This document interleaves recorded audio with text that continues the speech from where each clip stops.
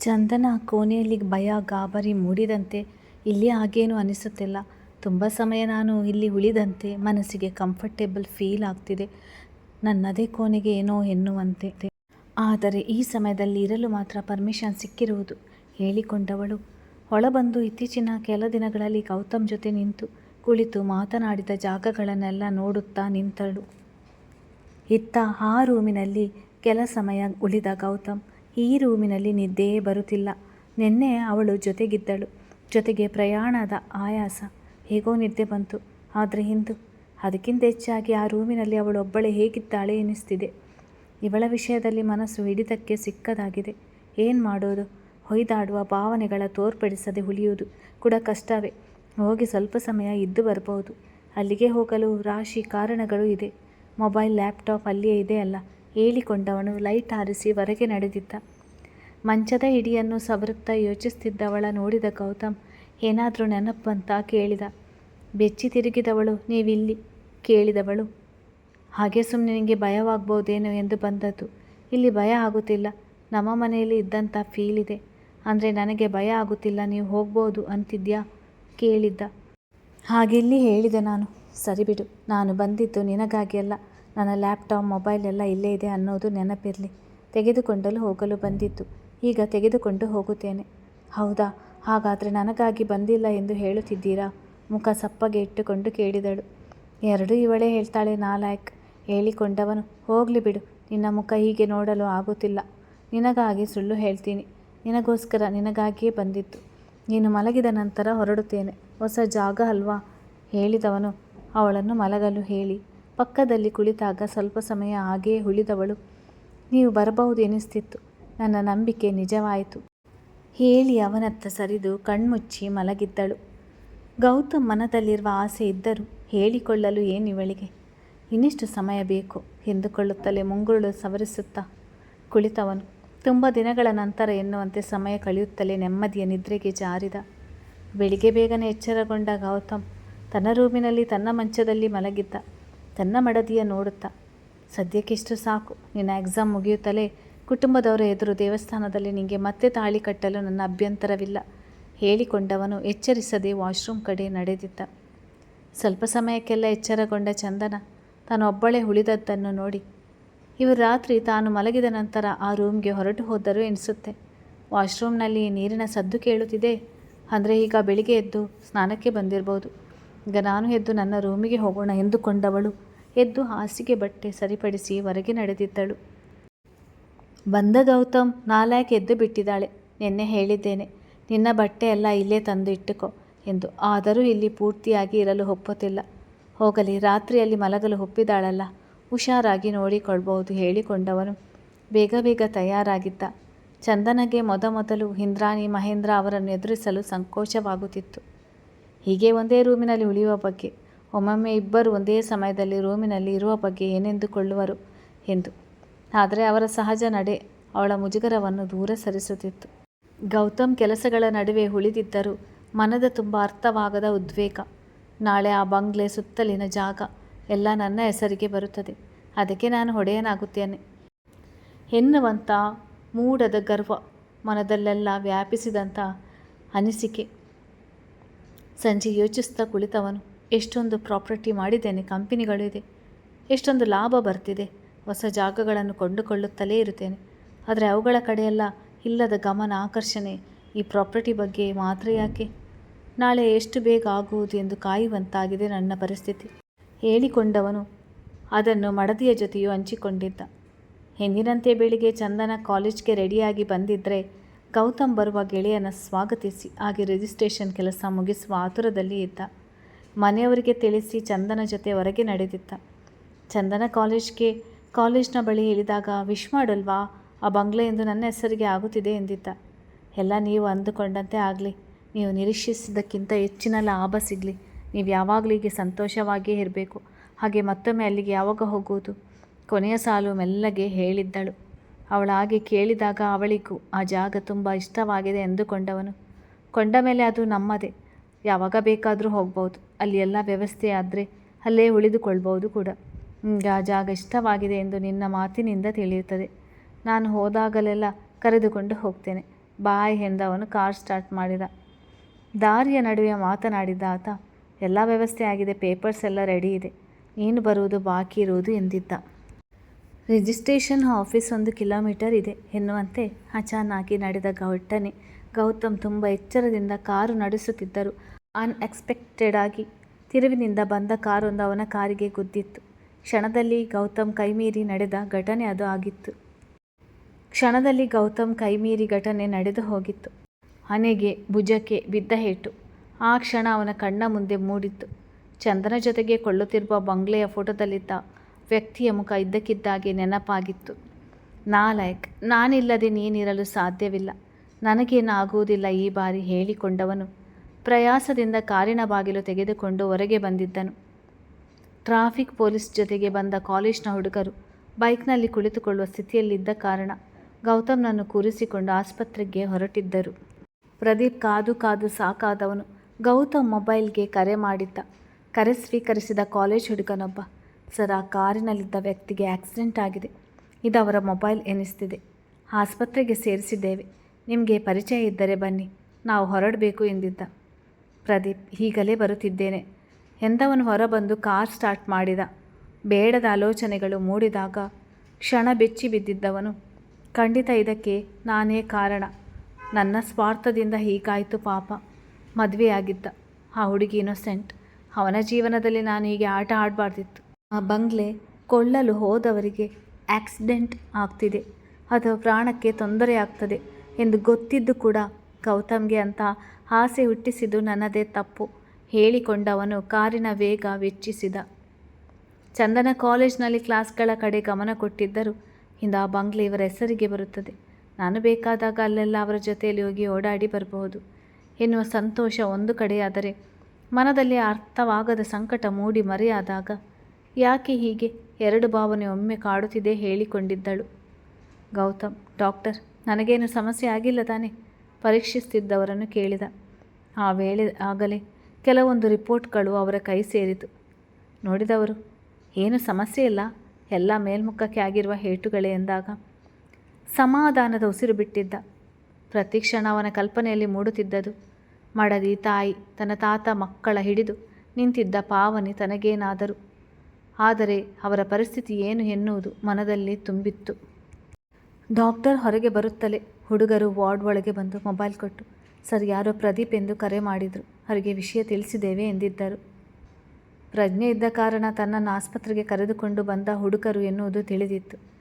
ತನ್ನ ಪರಿಚಯ ಹೇಳಿಕೊಂಡವನು, ಎಜುಕೇಷನ್ ಮುಗಿಯುತ್ತಲೇ ಕೆಲಸ ಬೇಕಿದ್ದರೆ ಬಂದು ನೋಡಿ, ಅಥವಾ ಬೇರೆ ಏನು ಸಹಾಯ ಬೇಕಿದ್ದರೂ ಬಂದು ನೋಡಿ ಎಂದಿದ್ದ. ಸರ್, ನಿಮ್ಮ ಬಗ್ಗೆ ಆರ್ಟಿಕಲ್ ಓದಿದ್ದೇವೆ, ಗೊತ್ತು, ಗೌತಮ್ ವರ್ಮಾ ಅಲ್ವಾ ನೀವು?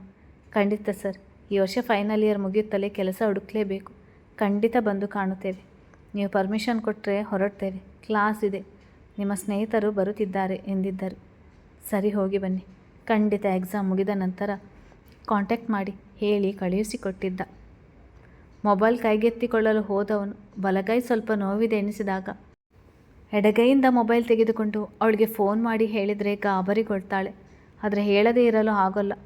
ಸಂಜೆ ಆಗುತ್ತಲೇ ನನ್ನ ದಾರಿ ಕಾಯುತ್ತಾಳೆ, ಡ್ರೈವರ್ನ ಕಾಲೇಜ್ನ ಬಳಿ ಕಳಿಸಬೇಕು, ನನ್ನನ್ನು ಮನೆಯಲ್ಲಿ ನೋಡಿದರೆ ಅಷ್ಟು ಗಾಬರಿಗೊಳ್ಳೋದಿಲ್ಲ, ಡಾಕ್ಟರ್ಗೆ ತಿಳಿಸಿ ಮನೆಗೆ ಹೊರಡಬೇಕು, ಆದರೆ ಈ ತಲೆ ಭಾರ ಹೇಳಿ ಹಣೆಗೆ ಕಟ್ಟಿದ್ದ ಬ್ಯಾಂಡೇಜ್ ಸವರಿ ನೋಡಿಕೊಂಡಿದ್ದ. ವಾರ್ಡ್ ಒಳಗೆ ಬಂದ ಪ್ರದೀಪ್, ಗೌತಮ್ ಹೇಗಿದ್ಯಾ, ನನ್ನ ಕ್ಷಮಿಸಿಬಿಡು ಎನ್ನುತ್ತಾ ತೀರಾ ಸನಿಹಕ್ಕೆ ಬಂದು ಕೈ ಹಿಡಿದಿದ್ದ. ನಾನು ಯಾಕೆ ನಿನ್ನ ಕ್ಷಮಿಸಬೇಕು ಹೇಳಿ, ಸಮಯಕ್ಕೆ ಬರಲಾರದೆ ಇದ್ದದಕ್ಕೆ ನಾನೇ ಕ್ಷಮೆ ಕೇಳಬೇಕು, ಹೇಗಾಯಿತು ಎಂದು ಗೊತ್ತಿಲ್ಲ, ನಾನು ಸರಿಯಾಗಿ ಕಾರು ನಡೆಸ್ತಿದ್ದೆ, ಆದರೆ ಅಚಾನಕ್ಕಾಗಿ ಹೀಗಾಯಿತು, ಕಲ್ಪನೆ ಕೂಡ ಇರಲಿಲ್ಲ ಎಂದಿದ್ದ. ಡಾಕ್ಟರ್ ಏನಂದರು ಎಂದು ಕೇಳಿ ತಿಳಿದವನು ಗೆಳೆಯನಿಗೆ ಹೆಚ್ಚು ಸಮಸ್ಯೆಯಾಗಿಲ್ಲ ಎಂದು ಅರಿವಾಗಿ ಸಮಾಧಾನದ ಉಸಿರು ಬಿಟ್ಟವನು. ನೀನು ಕೊಟ್ಟಿರುವ ಹಣ ನಿನಗೆ ತಿರುಗಿಸಿ ಕೊಡುತ್ತೇನೆ, ಸ್ವಲ್ಪ ಸಮಯ ಕೊಡು, ಆದರೆ ನೀನು ಆ ಜಾಗ ಕೊಂಡುಕೊಳ್ಳುವುದು ಬೇಡ ಎಂದಿದ್ದ. ಯಾಕೆ, ಏನಾಯಿತು, ಮನಸ್ಸು ಬದಲಿಸಿದ್ಯಾ? ಬೇಕಿದ್ರೆ ಇನ್ನು ಸ್ವಲ್ಪ ಅಮೌಂಟ್ ಹೆಚ್ಚಿಗೆ ಕೇಳು, ನನಗೆ ಆ ಜಾಗ ಬೇಕೇ ಬೇಕು, ಬಿಟ್ಟು ಕೊಡಲಾರದೆ ಗೆಳೆಯನ ಮಾತಿಗೆ ನಿರಾಸೆಯಿಂದ ಕೇಳಿದ್ದ.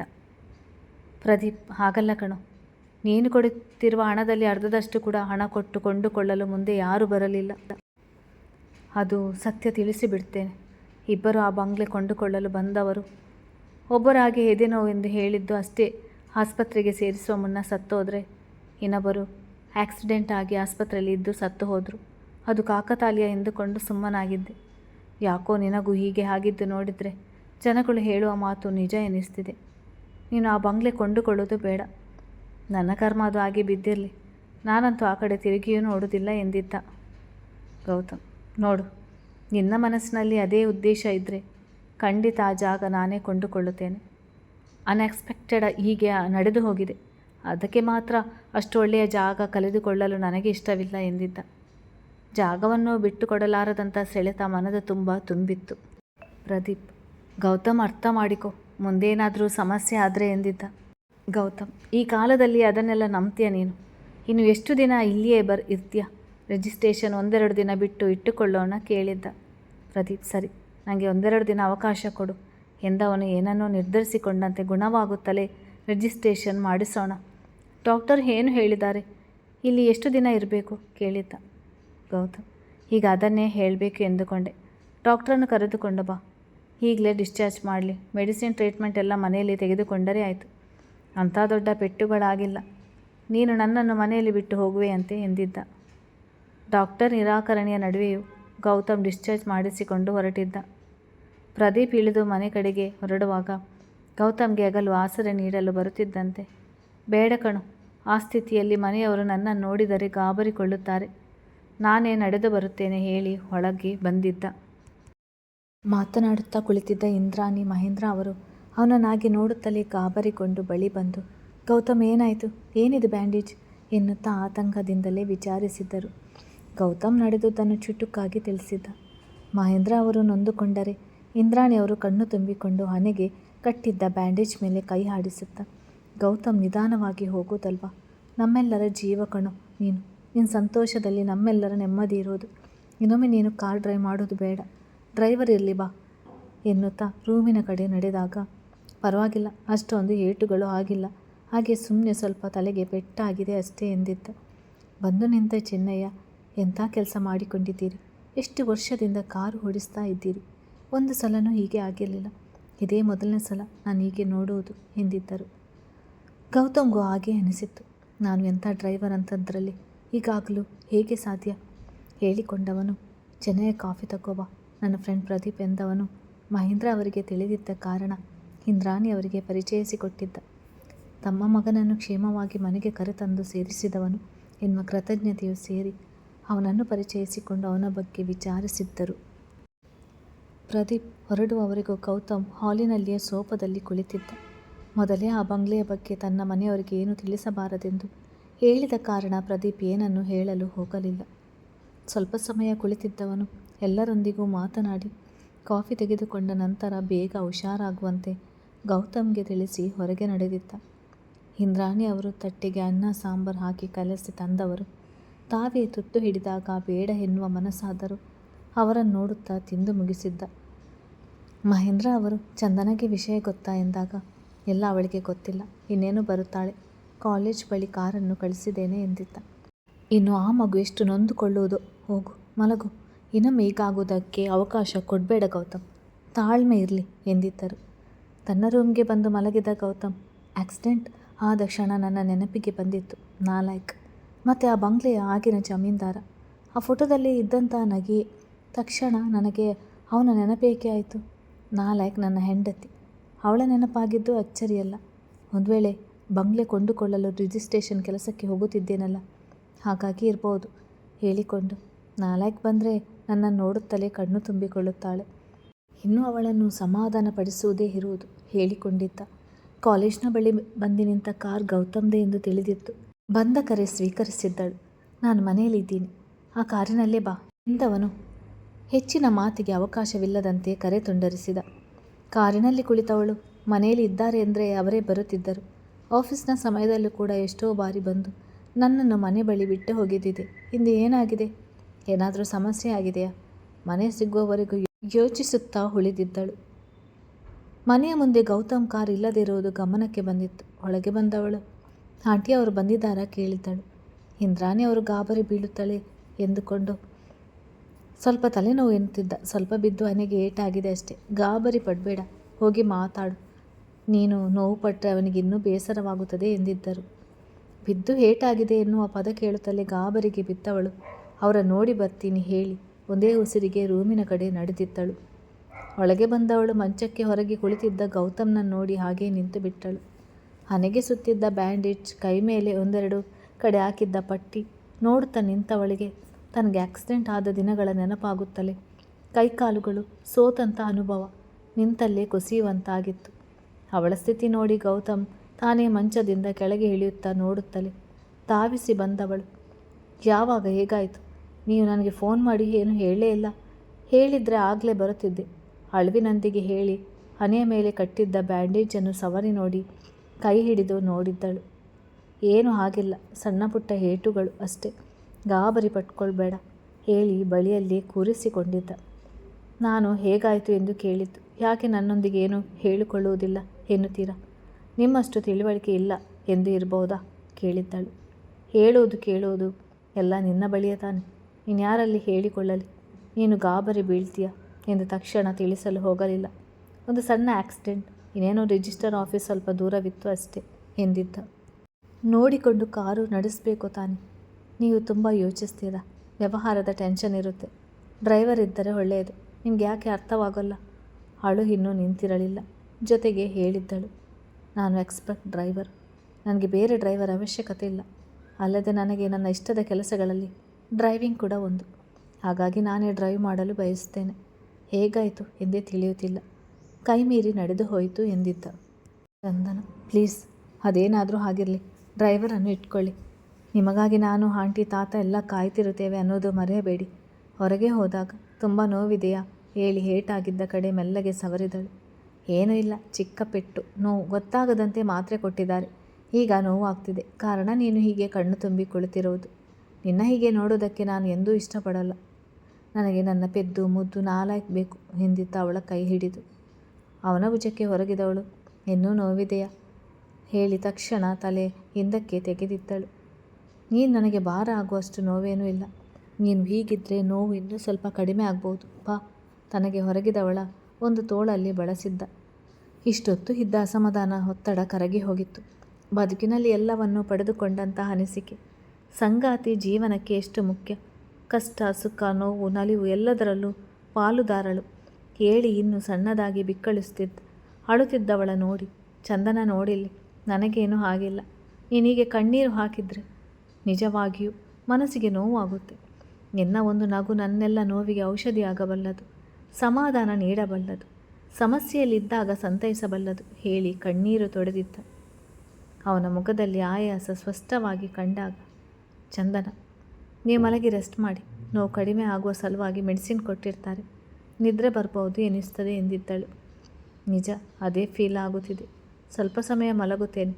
ನೀನು ಮತ್ತೆ ಅಳುತ್ತಾ ಇರಬಾರ್ದು. ಹೋಗೇನಾದರೂ ನಿನ್ನ ಕಾಲೇಜ್ ಪ್ರಾಜೆಕ್ಟ್ ಬರೆಯೋದೇನಾದರೂ ಇದ್ದರೆ ನೋಡಿಕೊ ಎಂದಿದ್ದ. ಇನ್ನು ಸ್ವಲ್ಪ ಸಮಯ ಇಲ್ಲೇ ಇದ್ದು ಹೋಗುತ್ತೇನೆ, ನೀವು ಮಲಗಿ ಹೇಳುತ್ತಾ ಬಳಿಯಲ್ಲೇ ಕುಳಿತಿದ್ದಳು. ಗೌತಮ್ ಮಲಗುತ್ತಲೇ ಹೊರಗೆ ಬಂದವಳು ಇಂದ್ರಾಣಿ ಅವರಿಗೆ ಏನಾದರೂ ಹೆಚ್ಚಾಗಿ ವಿಷಯ ತಿಳಿದಿರಬಹುದು ಎಂದು ಮಾತನಾಡಿದ್ದಳು. ಅವರಿಂದ ಕೂಡ ಹೆಚ್ಚಿಗೆ ವಿಷಯ ತಿಳಿಯಲಿಲ್ಲ. ಎದುರಾದ ಚಿನ್ನಯ್ಯನಿಗೆ ರಾತ್ರಿ ಊಟಕ್ಕೆ ಚಪಾತಿ ಮಾಡಬೇಡಿ, ಅನ್ನ ಕೂಡ ಸ್ವಲ್ಪ ಹೆಚ್ಚಿಗೆ ಬೆಂದಿರಲಿ, ಅವರಿಗೆ ಅಗಿಯಲು ಕಷ್ಟವಾಗಬಹುದು ಎನ್ನುವ ಕಾರಣಕ್ಕೆ ಹೇಳಿದ್ದಳು. ಇಂದ್ರಾಣಿಯವರು ಸೊಸೆಯ ಖಾಲಿ ಕೊರಳು ನೋಡಿ, ಈ ಕಾರಣಕ್ಕೇನಾದರೂ ಗೌತಮ್ಗೆ ಈ ಅಪಘಾತ ಸಂಭವಿಸಿದೆಯಾ ಎಂದುಕೊಂಡವರು. ಅದಷ್ಟು ಬೇಗ ಇವಳ ತಂದೆ ತಾಯಿ ಬಳಿ ಮಾತಾಡಬೇಕು ಎಂದುಕೊಳ್ಳುತ್ತಾ ಚಂದನ ಹಣೆಗೆ ಸ್ವಲ್ಪ ಕುಂಕುಮ ಹಚ್ಚಿ ಹೂವು ಮುಡಿದು ಮುಸ್ಸಂಜೆ ಸಮಯ ಸ್ವಲ್ಪ ದೀಪ ಹಚ್ಚಿಬಿಡು ಎಂದಿದ್ದರು. ಏನೇ ಓದಿ ತಿಳಿದುಕೊಂಡಿದ್ದರೂ ಮಕ್ಕಳ ವಿಷಯ ಬಂದಾಗ ಎಲ್ಲ ನಿಯಮಗಳನ್ನು ಕಣ್ಣು ಮುಚ್ಚಿ ನಂಬಿಬಿಡುವಂಥ ಮನಸ್ಥಿತಿ ಎದುರಾಗುತ್ತದೆ ಎನಿಸಿತು. ಹೇಳಿದ ನಂತರ ಅವರ ಮಾತಿನ ತಾತ್ಪರ್ಯ ಅವಳಿಗೆ ಅರ್ಥವಾಗಿತ್ತು. ಹೌದು, ಅವರ ಕ್ಷೇಮ ಕೋರುವ ಹೆಣ್ಣು ನಾನು ತಾನೆ. ಒಂದು ರೀತಿ ಇಬ್ಬರು ಮಾನಸಿಕವಾಗಿ ಮದುವೆಯಾಗಿರುವಂತೆ ಲೆಕ್ಕ ಹೇಳಿಕೊಂಡವಳು ಬೈತಿಲಿಗೆ ಕುಂಕುಮ ಹಚ್ಚಿ ದೇವರ ಬಳಿ ಇದ್ದು ಹೂ ಮುಡಿದು ಮನಸ್ಸಿಟ್ಟು ಬೇಡಿ ದೀಪ ಹಚ್ಚಿದಳು. ರಾತ್ರಿ ಎಚ್ಚರಗೊಂಡ ಗೌತಮ್ ತನ್ನ ಹಾಸಿಗೆ ಮೇಲೆ ಪಕ್ಕದಲ್ಲಿ ಮೊದಲು ಕಣ್ಣಾಡಿಸಿ ನಾಲಾಯಕ್ ಹೊರಟು ಹೋಗಿದ್ದಾಳೆ ಹೇಳಿಕೊಂಡು ಪಕ್ಕಕ್ಕೆ ತಿರುಗಿದವನು ಬೆಡ್ ಲ್ಯಾಂಪ್ ಬೆಳಕಿನಲ್ಲಿ ಪುಸ್ತಕ ಕಣ್ಮುಂದೆ ಇದ್ದರು ಏನನ್ನ ಯೋಚಿಸುತ್ತಾ ಗಲ್ಲಕ್ಕೆ ಕೈ ಹಚ್ಚಿ ಕಿಟಕಿ ಕಡೆ ನೋಡುತ್ತಾ ಉಳಿದಿದ್ದವಳ ನೋಡಿ, ಹೀಗೆ ಆದರೆ ಪಾಸ್ ಆಗೋದು ಕಷ್ಟ ಎಂದಿದ್ದ. ಅರೆ, ನಿಮಗೆ ಎಚ್ಚರವಾಯಿತು. ಇಷ್ಟೊತ್ತು ಕಾಯುತ್ತಿದ್ದೆ, ತುಂಬ ಸಮಯವಾಗಿದೆ. ಊಟ ಇಲ್ಲಿಗೆ ತಂದು ಕೊಡ್ಲಾ, ಅಲ್ಲಿಗೆ ಬರ್ತೀರಾ ಕೇಳಿದ್ದಳು. ಗೌತಮ್ಗೆ ವಿಪರೀತ ಮೈಕೈ ನೋವು ಎನಿಸಿತು. ಇಲ್ಲಿಯೇ ಉಳಿದರೆ ಮನೆಯವರು ನನಗೆ ತುಂಬ ನೋವಾಗಿದೆ ಎಂದುಕೊಳ್ಳುತ್ತಾರೆ ಎನಿಸಿ ಪರವಾಗಿಲ್ಲ ಡೈನಿಂಗ್ ಟೇಬಲ್ಗೆ ಬರ್ತೀನಿ ಎಂದಿದ್ದ. ಒಳಬಂದ ಇಂದ್ರಾಣಿಯವರು ಗೌತಮ್ಗೆ ಎಚ್ಚರವಾಗಿದೆಯಾ ಎಂದು ನೋಡಲು ಬಂದೆ. ತಲೆನೋವು ಈಗ ಹೇಗಿದೆ, ನಿನ್ನ ಅಲ್ಲಿಗೇನು ಬರೋದು ಬೇಡ, ಚಂದನ ಇಲ್ಲಿಗೆ ಊಟ ತಂದು ಕೊಡ್ತಾಳೆ ಎಂದಿದ್ದರು. ಗೌತಮ್ ಹೇಗೋ ಆ ರೂಮಿನಲ್ಲಿ ಮಲಗಲು ಹೋಗಬೇಕಲ್ವ, ಇವಳು ಅಲ್ಲಿ ಮಲಗಲು ಹೆದರುತ್ತಾಳೆ ಎಂದಿದ್ದ. ಸರಿ, ಇಲ್ಲಿಯೇ ಊಟ ಮಾಡಿ ಮೆಡಿಸಿನ್ ಎಲ್ಲ ತೆಗೆದುಕೋ, ಮಲಗುವ ಸಮಯದಲ್ಲಿ ಅಲ್ಲಿಗೆ ಹೋದರೆ ಆಯಿತು. ಮಾವ ನಿನ್ನನ್ನೇ ಕಾಯುತ್ತೇನೆ ಎಂದರು. ನಾನೇ ಬಲವಂತ ಮಾಡಿ ಊಟ ಬಿಡಿಸಿದೆ, ನಿನ್ನ ನೋಡಿ ಹೋಗೋಣ ಎಂದು ಬಂದೆ ಎಂದಿದ್ದರು. ಗೌತಮ್ ನಾನು ಹುಷಾರಾಗಿದ್ದೇನೆ, ಟೆನ್ಷನ್ ತೆಗೆದುಕೊಳ್ಬೇಡಿ, ಹೋಗಿ ಊಟ ಮಾಡಿ ಮಲಗಿ ಎಂದಾಗ ಚಂದನ ಊಟ ತಂದು ಬಿಡುವಂತೆ ಬಾ ಹೇಳಿ ಕರೆದುಕೊಂಡು ಹೊರಟಿದ್ದರು. ಗೌತಮ್ ಅವಳು ತಂದ ಊಟದ ತಟ್ಟೆ ಕಡೆಗೆ ಕೈ ನೀಡಲು ನೋಡಿದಾಗ ನಾನು ಊಟ ಮಾಡಿಸ್ಲಾ ಕೇಳಿದ್ದಳು ಅಷ್ಟೆ. ತುತ್ತು ಅವನ ಮುಂದೆ ಹಿಡಿದಾಗ ಸ್ವಲ್ಪ ದೊಡ್ಡವಳಾಗಿ ಬಿಟ್ಟಿದ್ಯಾ ಹೇಳಿ ಬಾಯಿ ತೆರೆದಿದ್ದ. ಅಪ್ಪಾಜಿಯಂತೆ ನಿಮ್ಮ ಕಣ್ಣಿಗೂ ಚಿಕ್ಕ ಹುಡುಗಿಯಂತೆ ಕಾಣ್ತೀನಾ ಕೇಳಿದ್ಲು. ಯಾವ ಲೆಕ್ಕದಲ್ಲಿ, 4 ಕತ್ತಿಯ ವಯಸ್ಸಾಗಿದೆ, ಮೊದಲಿನಂತೆ ರೇಗಿದ. ಅವನ ಮಾತಿನ ಹಿಂದೆ ಅಂಥ ಉದ್ದೇಶಗಳು ಯಾವುದೂ ಇಲ್ಲ ಎನ್ನುವುದು ಅರಿವಾಗಿದ್ದ ಕಾರಣ ಕೋಪಗೊಳ್ಳಲು ಹೋಗಲಿಲ್ಲ. ಗೌತಮ್ ಬೇಡವೆಂದರೂ ಕೇಳದೆ ಚಂದನ ಕಾಲೇಜ್ಗೆ ರಜೆ ಹಾಕಿದ್ಲು. ಮಡದಿಯ ಹಾರೈಕೆ ಒಲವಿನಿಂದ ಗೌತಮ್ ಅಂದುಕೊಂಡಿದ್ದಕ್ಕಿಂತ ಬೇಗ ಚೇತರಿಸಿಕೊಂಡಿದ್ದವನು ಹಿಂದಿನ ದಿನವಷ್ಟೇ ಪ್ರದೀಪ್ಗೆ ಕರೆ ಮಾಡಿ ಮತ್ತೆ ರಿಜಿಸ್ಟ್ರೇಷನ್ಗೆ ವ್ಯವಸ್ಥೆ ಮಾಡಿಸಿದ್ದ. ಪ್ರದೀಪ್ ಮನದಲ್ಲಿ ಅಲುಕು ಇದ್ದೇ ಇತ್ತು. ಆದರೆ ಗೌತಮ್ ಅವನ ಮಾತನ್ನು ಕೇಳದ ಮಟ್ಟಕ್ಕೆ ತಲುಪಿದ್ದ. ಎಂದಿನಂತೆ ಮನೆಯವರಿಗೆ ವಿಷಯ ತಿಳಿಸಿ ಹೊರಟಿದ್ದ. ಚಂದನ ಕಾಲೇಜಿನ ಬಳಿ ಇಳಿದವಳು ಕಳೆದ ಬಾರಿಯ ಘಟನೆ ನೆನಪಿಸಿಕೊಂಡು ಕಾರ್ ನಿಧಾನವಾಗಿ ನಡೆಸಿ ಪ್ಲೀಸ್, ಸಂಜೆ ಕಾಯುತ್ತಿರುತ್ತೇನೆ ಹೇಳಿ ನಡೆದಿದ್ದಳು. ಕಾಲೇಜಿನಿಂದ ಸ್ವಲ್ಪ ಮುಂದಕ್ಕೆ ಸಾಗುತ್ತಲೇ ಬಂದ ಮೊಬೈಲ್ ಕರೆ ಸ್ವೀಕರಿಸಿ ಮಾತನಾಡಿದವನು ಹೌದಾ, ಯಾವಾಗ, ಎಷ್ಟು ಜನಕ್ಕೆ ಏಟಾಗಿದೆ, ಈಗಲೇ ಬರುತ್ತಿದ್ದೇನೆ ಎನ್ನುತ್ತಾ ರಸ್ತೆ ಬದಲಾಯಿಸಿ ಪ್ರದೀಪ್ಗೆ ಕರೆ ಮಾಡಿದವನು ರಿಜಿಸ್ಟ್ರೇಷನ್ ಇನ್ನೊಂದು ದಿನ ಇಟ್ಟುಕೊಳ್ಳೋಣ, ಇಂದು ಸೈಟ್ ಬಳಿ ಒಂದು ಅವಘಡ ನಡೆದಿದೆ ಹೇಳಿ ಕಾರ್ಮಿಕರನ್ನು ಸೇರಿಸಿದ್ದ ಆಸ್ಪತ್ರೆ ಕಡೆಗೆ ಕಾರನ್ನು ಓಡಿಸಿದ್ದ. ಅಂದು ಸಂಜೆ ಕೂಡ ಗೌತಮ್ ಕರೆ ಮಾಡಿ ಕಾರ್ ತೆಗೆದುಕೊಂಡು ಡ್ರೈವರ್ ಬರ್ತಿದ್ದಾರೆ, ಮನೆಗೆ ಬಂದು ಬಿಡು, ಸ್ವಲ್ಪ ಕೆಲಸ ಇದೆ ಎಂದಾಗ ನಿಜಕ್ಕೂ ಗಾಬರಿ ಬಿದ್ದ ಚಂದನ ಯಾಕೆ, ಏನಾಯಿತು, ನೀವು ಹುಷಾರಾಗಿದ್ದೀರಿ ತಾನೆ ಕೇಳಿದ್ದಳು. ಕಳೆದ ಬಾರಿಯ ಆಕ್ಸಿಡೆಂಟ್ ನೆನಪಿಸಿಕೊಂಡವನು ಗಾಬರಿಯಾಗುತ್ತಾಳೆ ಎನಿಸುತ್ತಲೇ ಚುಟುಕಾಗಿ ವಿವರಿಸಿ ನಾನು ಬರುವುದು ಸ್ವಲ್ಪ ತಡವಾಗುತ್ತದೆ ಎಂದಿದ್ದ. ರಾತ್ರಿ ಗೌತಮ್ ಬರುವಷ್ಟರಲ್ಲಿ 10ರ ಸಮಯ ಮೀರಿತ್ತು. ಮಹೇಂದ್ರ ಅವರಿಗೆ ವಿಷಯ ತಿಳಿದಿದ್ದ ಕಾರಣ ಪ್ರಶ್ನಿಸುತ್ತಲೇ ವಿವರಿಸಿ ಹೇಳಿ ಯಾರ ಪ್ರಾಣಕ್ಕೂ ಅಪಾಯವಿಲ್ಲ, ಆದರೆ ಗಂಭೀರ ಏಟುಗಳು ಆಗಿದೆ ಎಂದಿದ್ದ. ಇಂದ್ರಾಣಿಯವರು ಗೌತಮ್ ನಾನು ಇಂಥದನ್ನೆಲ್ಲ ನಂಬಲ್ಲ, ಆದರೆ ಯಾಕೋ ನೀನು ಆ ಬಂಗ್ಲೆ ಕೊಳ್ಳುವುದು ಬೇಡ ಎನಿಸ್ತಿದೆ. 2 ಬಾರಿ ರಿಜಿಸ್ಟ್ರೇಷನ್ಗೆ ಹೋದಾಗ ಕೂಡ ನಿಮಗೆ ಸಮಸ್ಯೆ ಎದುರಾಗಿದೆ. ಇಷ್ಟೊಂದು ಪ್ರಾಪರ್ಟಿ ಇರುವಾಗ ಅದೊಂದರ ಕಡೆ ಯಾಕೆ ಗಮನ ಕೊಡ್ತೀಯಾ ಕೇಳಿದ್ದರು. ಯೋಚಿಸಿದ ಗೌತಮ್ ಇದೆಲ್ಲ ಕಾಕತಾಳೀಯ ಅಷ್ಟೇ, ಅದ್ಭುತವಾದದ್ದು ಸಿಗುವಾಗ ಇಂಥದ್ದು ಒಂದೆರಡು ಸಣ್ಣ ಪುಟ್ಟದು ನಡೆದರೆ ತಾನೆ ಅದರ ವಿಶೇಷತೆ ಹೆಚ್ಚುವುದು ಎಂದವನ ಕಣ್ಣ ಮುಂದೆ ಸುಂದರ ಬಂಗ್ಲೆಯ ವೈಭವ ಮೂಡಿತು. ಅಲ್ಲಿಗೆ ತಾನು ಯಜಮಾನನಾಗಬೇಕೆಂಬ ಕನಸು ಮನಸ್ಸಿನ ಆಳದಿಂದ ಹುಟ್ಟಿದ್ದು ಬಿಟ್ಟು ಕೊಡಲಾರದಾಗಿದ್ದ. ಪ್ರದೀಪ್ನಿಂದ ಕರೆ ಬಂದಾಗ ಸ್ವೀಕರಿಸಿದವನು ಹೇಳು ಪ್ರದೀಪ್ ಎಂದಿದ್ದ. ಪ್ರದೀಪ್ ನಾನು ಅರ್ಜೆಂಟಾಗಿ ಹೊರಡಬೇಕಾಗಿದೆ, ನಾಳೆ ರಿಜಿಸ್ಟ್ರೇಷನ್ ಮಾಡಿಸಿಕೊಳ್ಳುವುದಾದರೆ ನೋಡು, ಇಲ್ಲದೇ ಇದ್ದರೆ ಅದರ ಮೇಲಿನ ವ್ಯಾಮೋಹ ಬಿಟ್ಟು ಬಿಡು, ಒಂದು ರೀತಿ ಅದು ಕೂಡ ಒಳ್ಳೆಯದೇ, ನಿಮಗೆ ಆದಷ್ಟು ಬೇಗ ಹಣ ಹಿಂತಿರುಗಿಸಿ ಕೊಡುತ್ತೇನೆ ಎಂದಿದ್ದ. ಗೌತಮ್ ನಾಳೆ ರಿಜಿಸ್ಟ್ರೇಷನ್ ಸಾಧ್ಯವಿಲ್ಲ, ನನಗೆ ತುಂಬ ಮುಖ್ಯವಾದ ಕೆಲಸಗಳಿವೆ, ಹಾಗೆ ಆ ಬಂಗ್ಲೆ ಕೊಳ್ಳುವುದು ಕೂಡ ನನಗೆ ತುಂಬ ಮುಖ್ಯವೇ, ಸ್ವಲ್ಪ ಸಮಯ ಕೊಡು, ಯೋಚಿಸಿ ಫೋನ್ ಮಾಡ್ತೇನೆ ಹೇಳಿ ಕರೆ ತುಂಡರಿಸಿದ.